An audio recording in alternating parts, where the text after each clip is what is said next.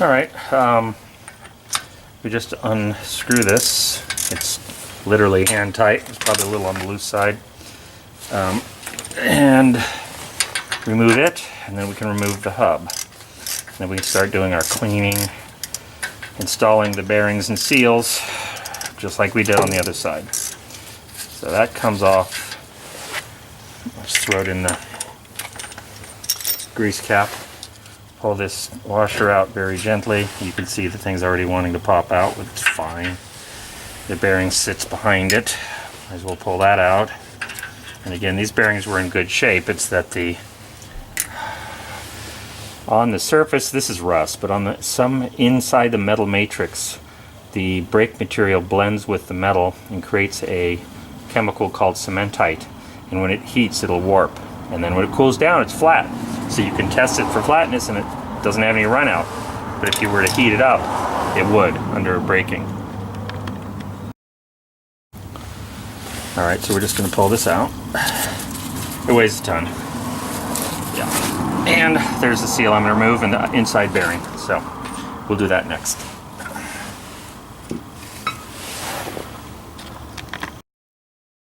Something to note here. This is the sensor for the ABS. It's just a little hall sensor, if I guess right. This spindle was spinning a little. You can see a little scoring.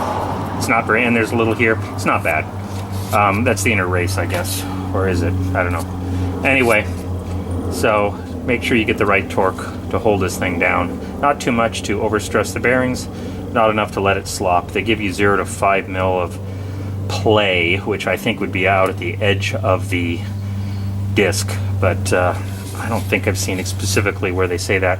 This seal seals the hub to the outside world, and I'll leave that in place. I'm not going to mess with that. It looks to be pretty good and pretty uniform and fresh. There's no cracks in it. So, all right, now we're going to move over to the bench.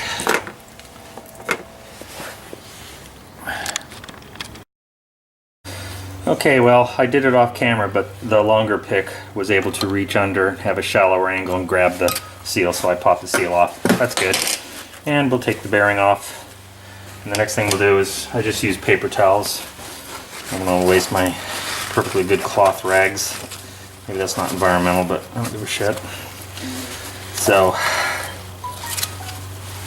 we'll dig all the...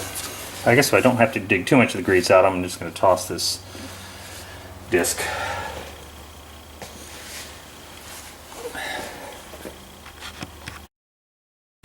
Alright, once again, this is the inner bearing, which I have to install. Get it centered on the camera here. I have to install that and then put the grease seal in and install that before I can install it on the hub. So before we do all that, we got to grease this. We're going to do it the same way we did before, where we take the grease and we put it in the palm of the hand and you press it and it will start squeezing through here, coming in from here, from the outer part of the race up through the top. Then you know you've got grease thoroughly packed into the bearings. When you look in that old hub, and I realized I didn't need to take the seal off the old hub because I'm throwing the thing away, that they have a lot of extra grease down into the hub, but it really doesn't serve any good purpose because it can't feed the bearing. So you just got to grease the bearing and the area around it really well. Well, I managed to get a bunch of grease on the camera, but in any case, I'll try to do my best to show what I'm doing here. You kind of put it in the heel of your hand and you just pack it in just like that. See if I can get it centered. I'm looking at the camera and trying to sort it out. There we go. Go lower. And so we'll continue to do that. I'll do the rest of this off camera. Alright, we're going to put a little grease in the inner race. You need much as you need. Try to not get it on the outer surface. So it's a little messy, but it will pay for itself later.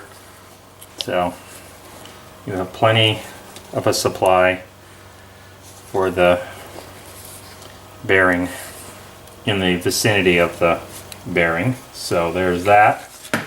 Now I'll take the bearing and drop it in, and I'll clean off the excess on the outside of here, which basically you have to switch back and forth between gloves and no gloves, so you use up a lot of gloves. That's what they're there for. So I just wipe off the excess here, just so that's nice and clean. And I might actually put a little, here I am violating my own rule, put a little right along that outer lip there, because when I press the seal in, it'll press the grease in somewhat. So that's more than enough, and I only got an index finger and middle finger dirty. So the next step is to put the seal in, and we know the seals fit, so that's a good sign. And if you recall, the last time I didn't have a seal driver to fit this, or a socket large enough, so I just have to gently sort of tap it in square until it starts to seat, and this one does like to resist quite a bit. You just have to be gentle so you don't damage it. And as it straightens out, it starts to fit in better, so I'll do that off camera. I'm back on camera. It's starting to drop in now, so just be gentle, go all the way around, and you'll feel it seat. You'll hear the tone of the hammer change as you are striking the seal metal directly against the hub metal. When it's dull, it's still up in the air. There, you heard it.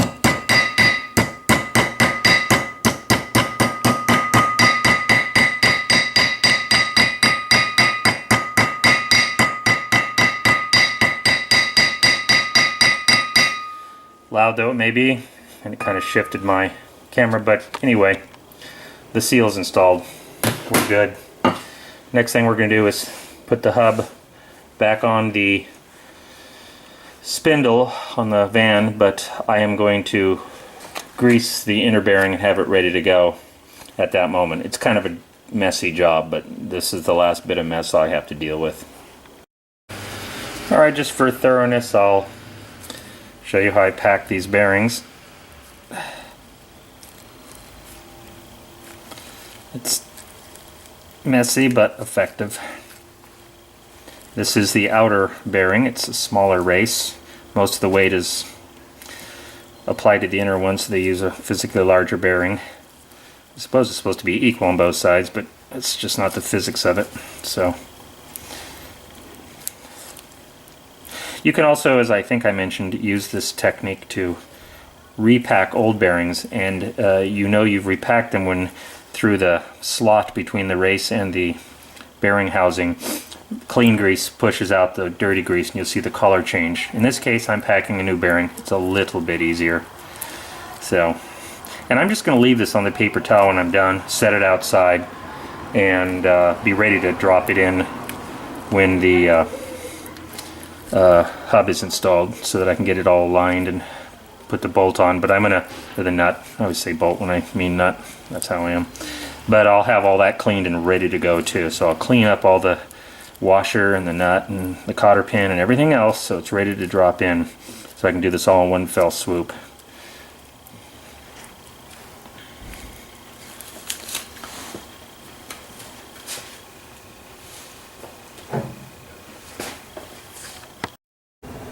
Okay, we're going to grease the spindle, install the inner bearing, install the inner seal.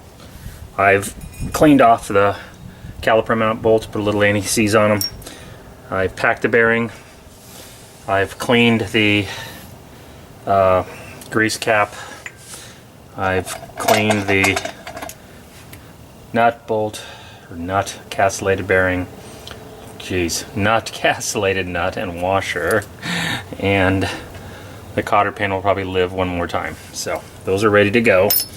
So with fairly clean hands, I want to install the brake disc cleanly right down the middle. Get it fully seated. That is fully seated right there. Shove in. Probably need to use gloves, so hang on here. Alright, I'm going to grease the inner, well, I guess you call it the outer race, a little bit, as much as I can without making a horrible mess. I want as much in there as possible, just to feed the bearing. And try to do this only getting one hand dirty. Easier said than done.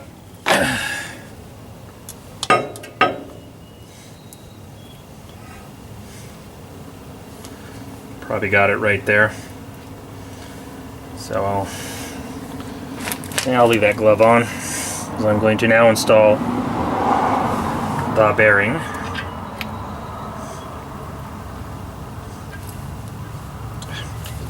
Again, easier said than done. Something's going wrong here. There it goes, seated nicely.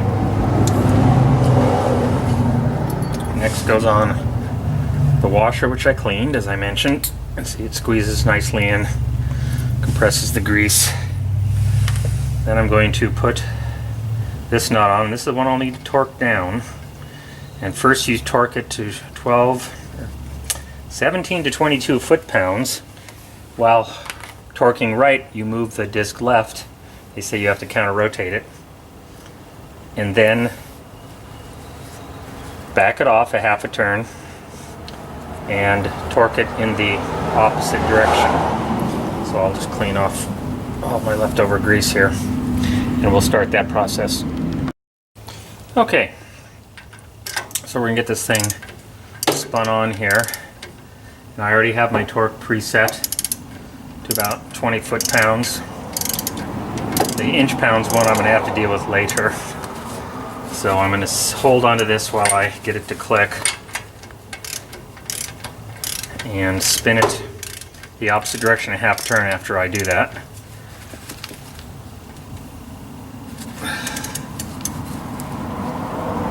And there you go. So now I turn it half a turn counterclockwise. I'll back it off about half a turn, completely loose. There.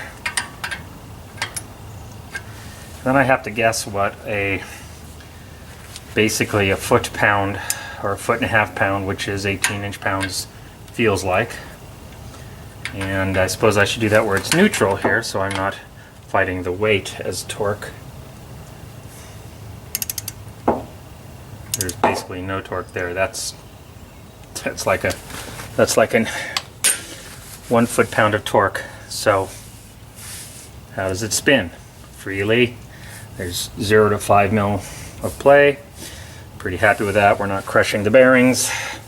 I wish I were more precise, but you'd have to get a inch-pound torque wrench, and I'm not going to do that today. I do have to locate the hole in the hole in the spindle and line up the castellated nut with it. Obviously, if this nut were moved over partially because of where the torque was optimized, there goes my friend in his pink Corvette. Anyway, it would not line up with one of these, so I'm now going to put the cotter pin through. All I've got left is the cap and the cinch bolts for the caliper. So that went through okay. We'll just pull this back so it doesn't get in the way of the grease cap. It's cleared it. Grease caps are always fun to fit because they always want to catch on something. So you just have to be a little gentle. I'll use a